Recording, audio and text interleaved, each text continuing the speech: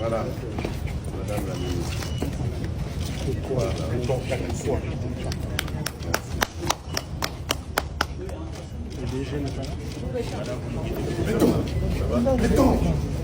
Je vais vous remettre la clé.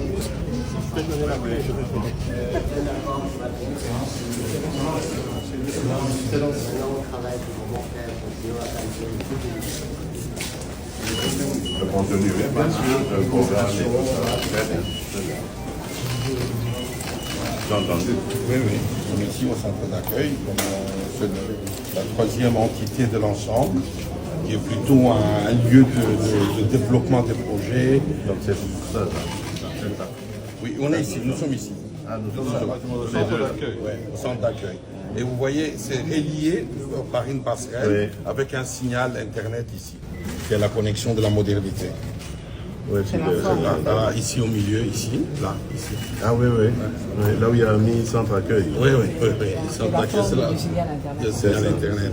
Donc on est là, il y a le gymnase qui est là, on a le 6 bâtiments, enfin des auditoriums de l'INA, qui permettrait aussi à l'INA à partir d'ici de relever le niveau.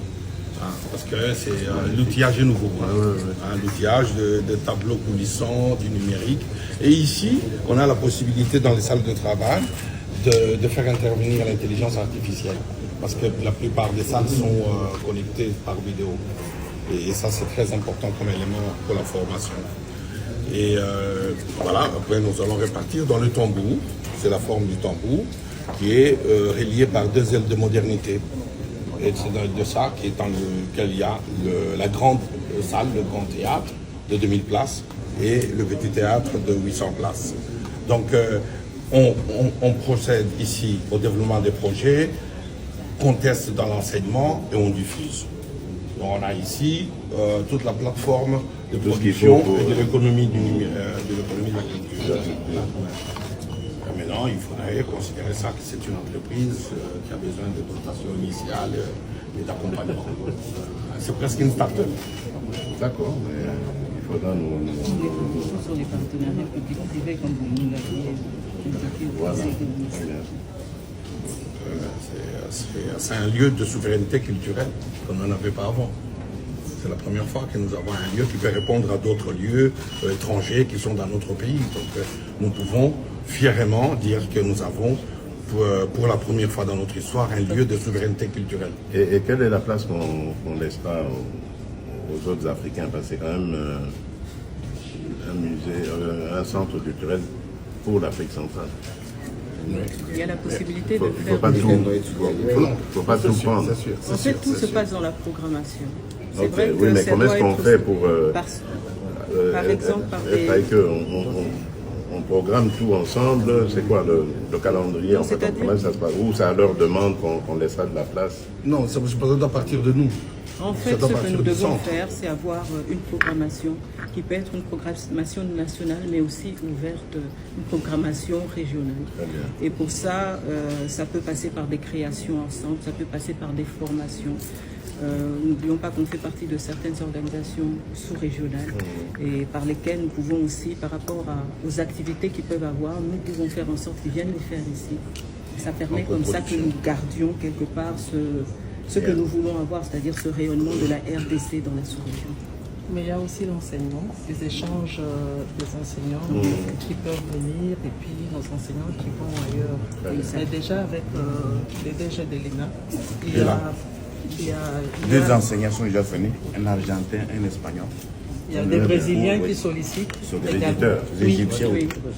Les gens sont chargés. Et c'est là où Donc les cours ont commencé déjà ici? Oui, les cours n'ont pas encore ici. Pas encore. Ils n'ont pas encore déménagé. C'est pour ça que la résidence qui est ici devient importante, parce qu'elle loge les experts. C'est pas un hôtel, c'est un lieu qui permet déjà, c'est comme une ligne budgétaire pour pouvoir inviter les gens, les loger en pleine pension et qu'ils puissent travailler avec les étudiants et que le produit de production puisse être diffusé. Mais c'est possible aussi d'enseigner notre culture ailleurs. Bien sûr, Partenariat public-privé.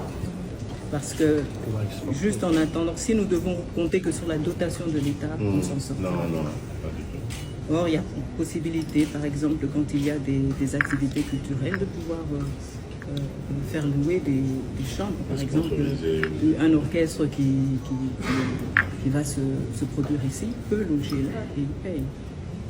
Donc il faut au fait qu'on fasse la part des choses. Il y a la partie, c'est vrai, qui est la partie éducation, c'est dans la gestion, et pour ça on s'est déjà entendu avec la ministre de gestion que nous allons travailler ensemble. Il ne faut pas négliger nos partenaires là, Absolument.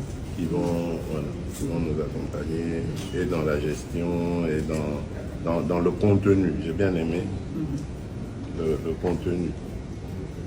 Culturellement, la Chine est très très...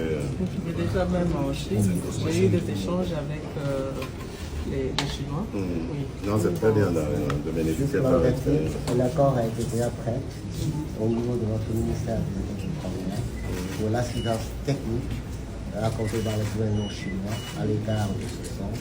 Très bien. Et de tout ce qui concerne la maintenance des équipements, des ascenseurs, des équipements sonores, tout ça a été fait.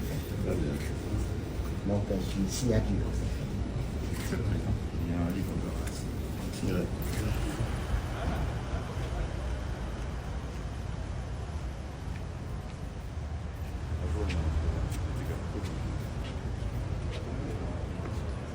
Il est fâché. C'est fâché. Non, mais...